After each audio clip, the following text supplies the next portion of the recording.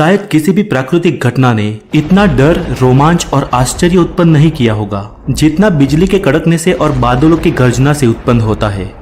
Greek और Roman लोग ये मानते थे कि बिजली ईश्वर का दंड है, जिसका प्रहार वो उस प्राणी या वस्तु पे करता है जिसके ऊपर वो क्रोधित हो जाता है। ग्रीक और रोमन देशवासी इसे भगवान जुपिटर का प्रहार दंड मानते थे। वास्तव में बिजली क्या है? विज्ञान की प्रगति से आज हमने ये जाना है कि बिजली या तड़ित की उत्पत्ति एक प्राकृतिक घटना है।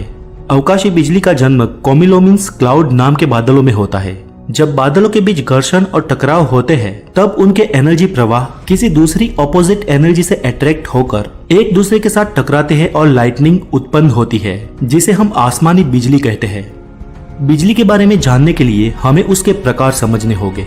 आसमानी बिजली के मुख्य 3 प्रकार है। पहला है इंट्रा क्लाउड लाइटनिंग। जब एक ही बादल में आपस में नेगेटिव और पॉजिटिव चार्ज टकराते हैं तो एक लाइटनिंग उत्पन्न होती है, जिसे इंट्रा क्लाउड लाइटनिंग या स्ट्रीट लाइटनिंग भी कहते हैं। इसका प्रकाश धरती पर दिखाई नहीं देता। दूसरा है क्लाउड टू क्लाउड लाइटनिंग।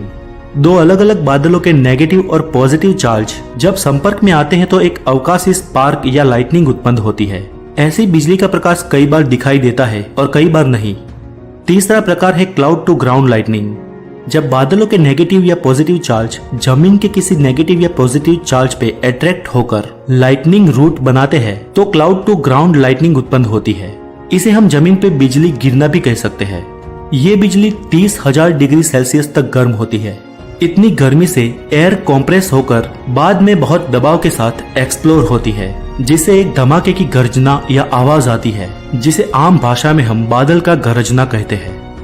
ये बिजली करीब 4 से 5 किलोमीटर तक लंबी होती है। इसकी फ्लैश 1 या 2 इंच चौड़ी होती है और इसमें 10 करोड़ वॉट के साथ लगभग 30,000 डिग्री सेल्सियस तक का तापमान होता है, जो सूर्य के टेम्परेचर से काफी ज्यादा गर्म होता है।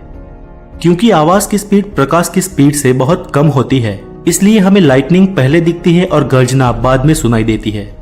अगर आप बिजली दिखने और गर्जना सुनने के बीच 5 तक की गिनती गिन लेते हैं तो समझो ये आपसे 1 मील तक की दूरी पर गिरी है, क्योंकि ध्वनि को 1 मील तक की दूरी का सफर तय करने में लगभग 5 सेकंड लगते हैं।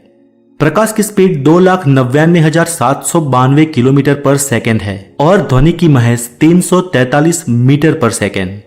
दोस्तों, कई बार हमें बिजली तो दिखाई देती है लेकिन आवाज नहीं सुनाई देती। ऐसा इसलिए होता है क्योंकि आसमानी बिजली 100 माइल दूर से भी दिखती है, जबकि आवाज सिर्फ 12 माइल दूर तक ही सुनाई देती है।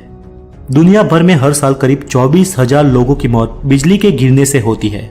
तो फिर बिजली से कैसे बचे?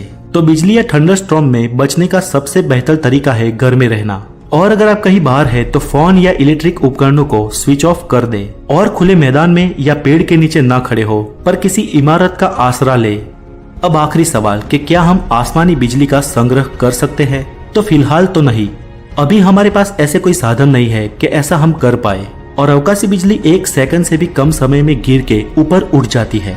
अगर हम ऐसा कोई यंत्र बना भी ले तो हम उसके बहुत ही मामूली से हिस्से को ही कैच कर पाएंगे। इसलिए ये काम बहुत ही मुश्किल और पेचीदा है। इससे अच्छा कि हम अपना समय और पैसे सोलर ऊर्जा की वृद्धि में लगा दें। दोस्तों, हर दिन में लगभग 30 लाख बार बिजली कड़कती है, लेकिन ये सभी बिजली जमीन से नहीं टकराती। इनमें से बहुत सी बादलों से बादलों पर गिरती है।